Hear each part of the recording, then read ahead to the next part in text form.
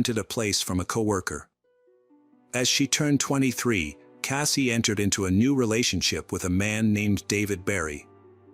He bonded quickly with her children, and she felt grateful for the way things were going good. Rather than rushing into things, they focused on building a life as a family unit. Cassie confided in her loved ones and co-workers that David had brought happiness to both her and her children, and she was hopeful that this new relationship would bring her the peace and happiness she had been missing after her previous failed marriage. On March 24, 2014, Cassie phoned her parents after finishing her night shift at the Silver City Hospital. They chatted for a few minutes, during which she shared her plan to drive home, pick up her children, and take them to school. Afterward, she intended to return home and rest for a couple of hours before picking her children up from school later that day. School staff called Cassie's parents when they couldn't reach her. Her children had finished their classes, but Cassie hadn't shown up to pick them up. Cassie's mother tried calling her, but there was no answer. Thinking Cassie might have overslept after a night shift, her mother asked Cheryl, her landlord, to check if Cassie was home and if she was okay. Cheryl went to the house and knocked on the door, but no one answered. She then walked around the house and peered through the back door window. Cheryl also observed that the towel rack in the bathroom had been pulled off the wall and was lying on the floor. Upon receiving the news, Chuck and Darlene, Cassie's parents, were devastated. They stopped everything they were doing and traveled from Arizona to Silver City. Within a few hours, they arrived at the house, where their daughter's body had been found. The police were already on the scene, investigating the circumstances surrounding Cassie's death.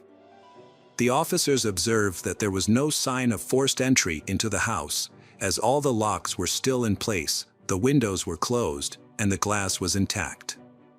Additionally, valuables in the house were still intact, so the possibility of robbery was unlikely.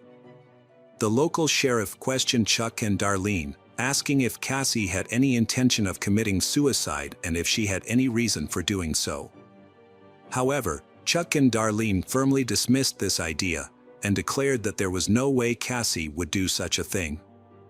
The police chief repeatedly told Cassie's parents that she had likely taken her own life, as if he was trying to convince them of that fact. However, Cassie's parents found the police investigation to be rushed and confusing. Normally, the scene of the case is thoroughly examined and investigated, a process that can take several days.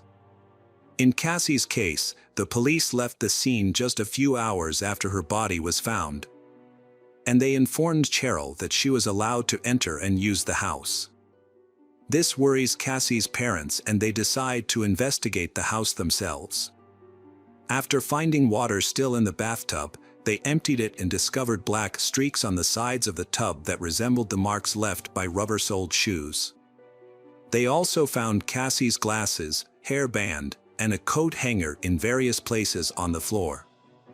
Cassie's parents were even more suspicious when the police didn't take the time to search the house for fingerprints. They suspected that the authorities might be trying to close the case quickly without thoroughly investigating it.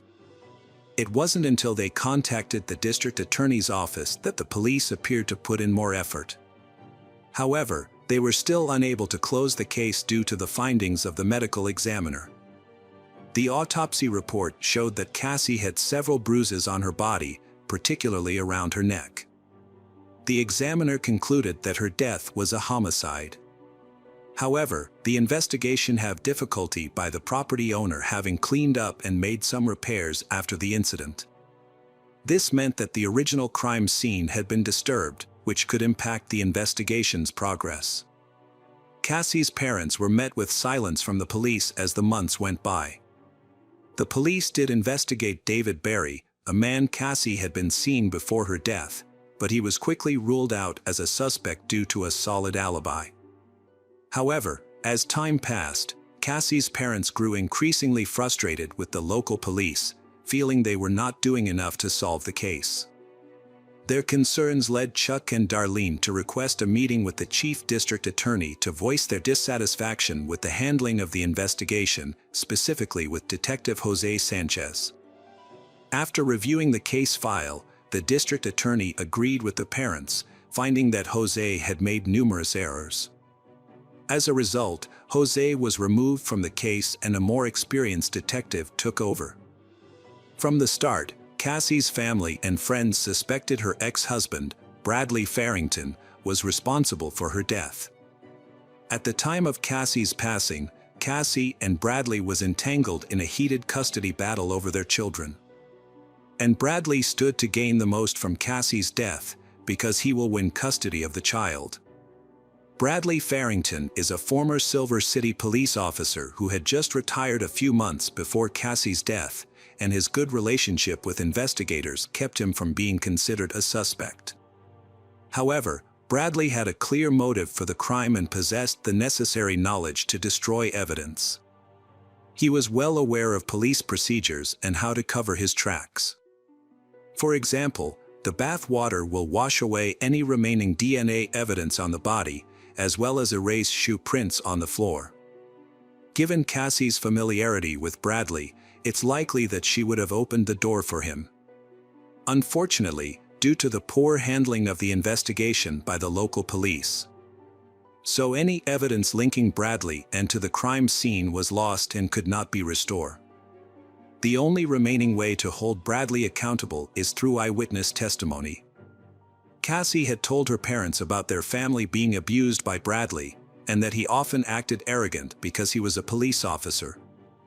Cassie lived in constant fear, and Bradley's friends were police officers and she couldn't turn to them for help. She had confided in co-workers about Bradley's threats, including the ominous threat that he would make her disappear without a trace.